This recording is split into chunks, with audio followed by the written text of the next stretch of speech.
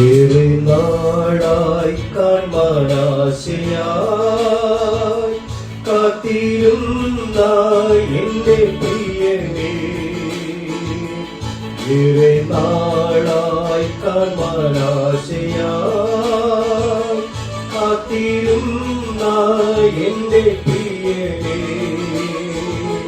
തേജസ്സോടെ ഞാൻ കാണുന്ന നേരം തിരുമാർവോടണഞ്ഞിടുമേ, തേജസ്സോടെ ഞാൻ കാണുന്ന നേരം തിരുമാർവോടണഞ്ഞിടുമേ, ദൂതസംഘമാകവേ എന്നെ എതിരേൽക്കുവാൻ സദാ സന്നദ്ധനായി നിന്നിടുമേ, ശുഭ്രവസ്ത്രധാരിയായി എന്റെ പ്രിയന്റെ മുൻപിൽ ഹല്ലേലൂയ പാടിടും ഞാൻ, ശുഭ്രവസ്ത്രധാരിയായി എന്റെ പ്രിയന്റെ മുൻപിൽ ഹല്ലേലൂയ പാടിടും ഞാൻ. ദൈവനാമത്തിന് മഹത്വമുണ്ടാകട്ടെ. ഇന്നത്തെ പ്രഭാത ധ്യാനത്തിനായി 51 സങ്കീർത്തനം 6 വാക്യം.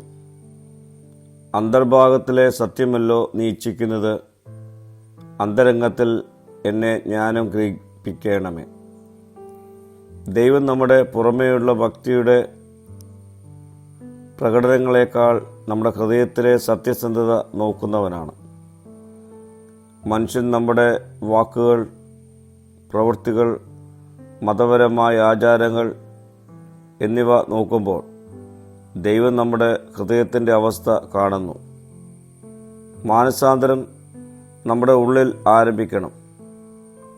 ദാവീദ് തൻ്റെ തെറ്റ് മറച്ചുവെക്കാതെ ദൈവസന്നിധിയിൽ പൂർണ്ണമായി സമ്മതിക്കുന്നു. നമ്മുടെ ഉള്ളിൽ യഥാർത്ഥ മാറ്റം ആരംഭിക്കുന്നത് നാം നമ്മുടെ കുറവുകളെ അംഗീകരിച്ച് ദൈവത്തിന് മുൻപിൽ സകലവും തുറന്ന് സമ്മതിച്ച് ക്ഷമയ്ക്കായി യാചിക്കുമ്പോഴാണ്. ദൈവം തകർന്ന ഹൃദയത്തെ നിരസിക്കുന്നവനല്ല. ദൈവം അന്തരംഗത്തിൽ ജ്ഞാനം നൽകുന്നവനാണ്. പുറത്തുള്ള ശബ്ദങ്ങളിൽ നിന്ന് മാറി ദൈവത്തോടൊപ്പം ഏകാന്തതയിൽ ചെലവഴിക്കുമ്പോൾ ദൈവം നമുക്ക് ജ്ഞാനം പകരപ്പെടുന്നു. ദൈവം പരിപൂർണത ഉള്ളവരെയല്ല, സത്യസന്ധമായ ഹൃദയമുള്ളവരെയാണ് അന്വേഷിക്കുന്നത്. പ്രിയമുള്ളവരെ, നമുക്ക് നമ്മോട് തന്നെ ഈ പ്രഭാതത്തെങ്കിൽ ചോദിക്കാം, ഞാൻ ദൈവത്തോട് സത്യസന്ധനാണോ? എൻ്റെ ഉള്ളിൽ മറച്ചു വയ്ക്കുന്ന പാപം എന്തെങ്കിലുമുണ്ടോ?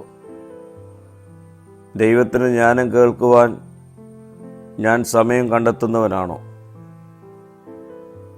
നമുക്ക് പ്രാർത്ഥിക്കാം. കർത്താവേ, എൻ്റെ ഹൃദയം പരിശോധിക്കണമേ. എൻ്റെ ഉള്ളിൽ ഹൃദയത്തെ നിറയ്ക്കണമേ. എന്നെ ശുദ്ധീകരിച്ച് നിന്റെ ജ്ഞാനത്തിൽ നടത്തണമേ. മഹത്വം നീ എടുക്കണം. യേശുവിൻ്റെ നാമത്തിൽ തന്നെ. ആമീൻ.